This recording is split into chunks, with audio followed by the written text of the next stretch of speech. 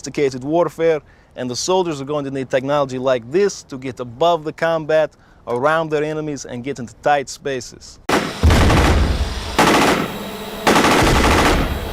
Oh, okay.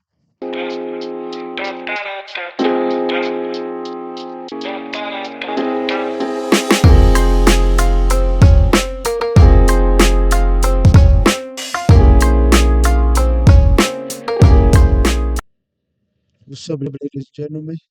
Welcome to another episode of VIDWON Reacts. Today we're gonna get into the weapon series. So drones have been in the army for a little while, and used for different type of things. But I want to show you how much things have developed from a couple of years back to now. You might see these things in Call of Duty and different places. Um, let's get into this video. It's by FPS Russia. This was done about 9 years ago. I just want to show you how things have developed since then. My friends, it is FPS Russia again, and I've got something very, very special for you guys today. This, my friends, is a prototype quad rotor. Now, it may look like something you've seen before, but believe me. Now look at that. That's the same thing you see in Call of Duty. Technology in this baby isn't going to be out there for at least another decade. It doesn't even have a technical name yet, so for now we're just going to call it Charlene. Shout out to FPS Russia, man. He has one of the greatest channels when it comes to weapons.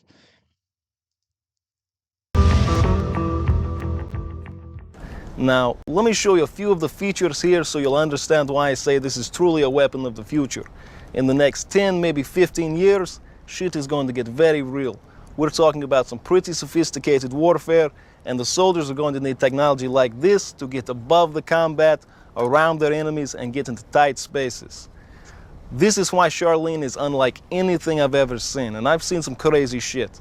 Now, most of the quad rotors that you've Now you see these quad rotors, it wasn't only America that was building them. China was building them, so was Russia. Different countries, they all had their own prototype because it was a wave of the future war. tube are doing some pretty sophisticated maneuvers, and none of those toys is equipped with a submachine gun and a 100-round magazine. Also, Charlene is capable of flying up to 30 miles per hour at altitudes of a quarter-mile high. Oh, and it only takes one professional Russian and this fancy tablet to kill you. This thing in itself is pretty impressive. It's got a lot of cool features. The most impressive thing is you see everything that the quad rotor sees. So the biggest benefit is getting that bird's eye view of what's in front of you. And once you know what's in front of you, maybe you don't want that in front of you anymore. Going to send Charlene over the hill, see what we can see. This is the beginning of the future for automated, remote control war. I could see it, a war in the future where the soldiers aren't getting killed. It's just operated by machines.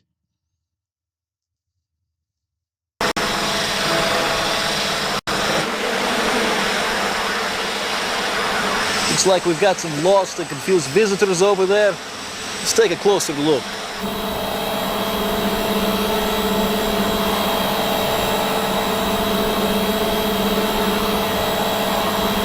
No, I don't think I recognize any of those guys. Let's take them out.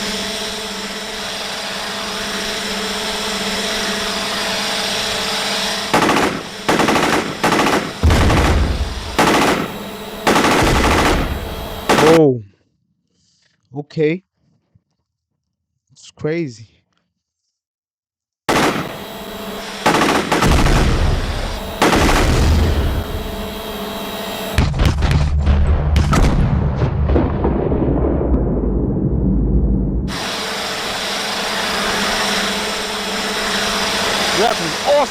Look at the guy's head rolling down the hill. Let's try something else. So we've seen what Charlene is capable of doing on a recon mission. Now let's try putting her in a situation she's well suited for. Sneaking up on some evil beaches and hard to reach places.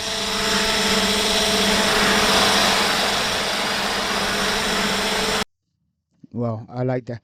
Look at the stability on it.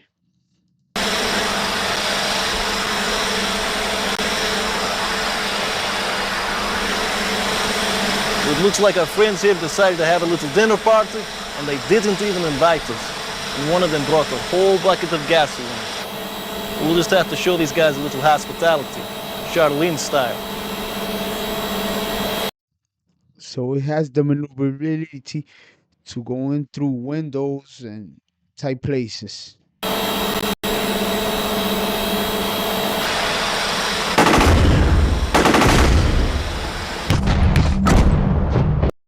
That machine gun is awesome. Crazy. 100 rounds.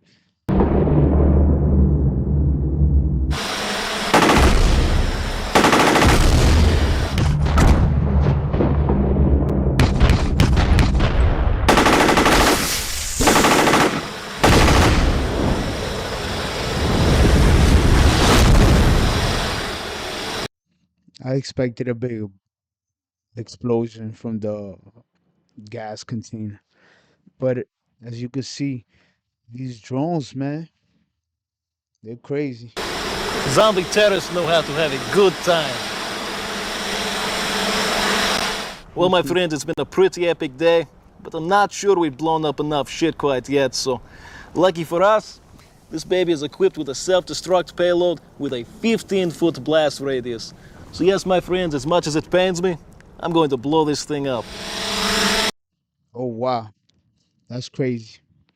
It's also a kamikaze. So you could just send it straight into some place and just let it blow up.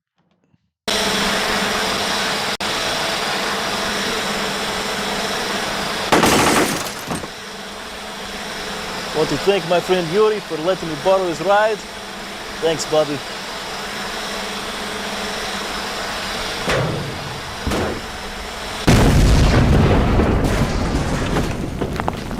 Whoa, that's crazy. Kamikaze style payload.